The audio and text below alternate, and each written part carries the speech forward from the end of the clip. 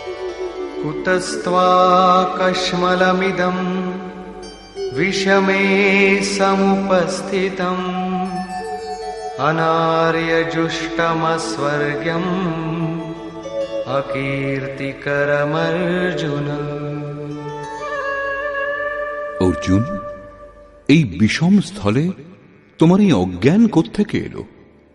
বিষম স্থল অর্থাৎ সৃষ্টিতে যার সমতার স্থানই নেই, পারলৌকিক যার লক্ষ্য, সেই নির্বিবাদ স্থলে কোন কারণে তোমার অজ্ঞান উৎপন্ন হল? এই অজ্ঞান কেন? অর্জুন তো সনাতন ধর্মের রক্ষার জন্যই এখানে দৃঢ় প্রতিজ্ঞ। সনাতন ধর্মের রক্ষার জন্য প্রাণপণে তৎপর হওয়া কি অজ্ঞান? শ্রীকৃষ্ণ বললেন, হ্যাঁ, এটা অজ্ঞান। তা না হলে অতীতে কোনো না কোনো শ্রেষ্ঠ মনীষী অবশ্যই এর আচরণ করতেন।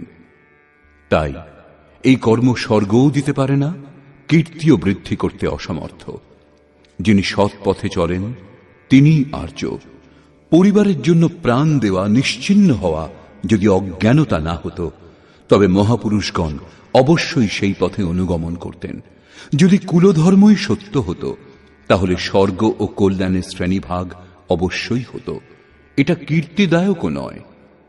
মীরা ভজন করতে শুরু করলেন তখন, লোগ কহে মীরা ভই বাবরি, সাস কহে কুল না শিরে।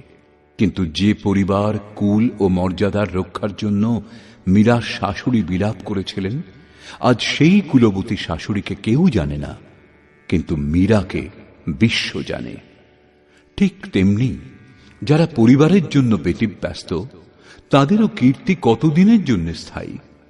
যেখানে কীর্তি নেই, কল্যাণ নেই এবং শ্রেষ্ঠ পুরুষগণ ভুল করেও যার আচরণ করেননি, তবেই একথা প্রমাণিত হল যে তা অজ্ঞান। অতএব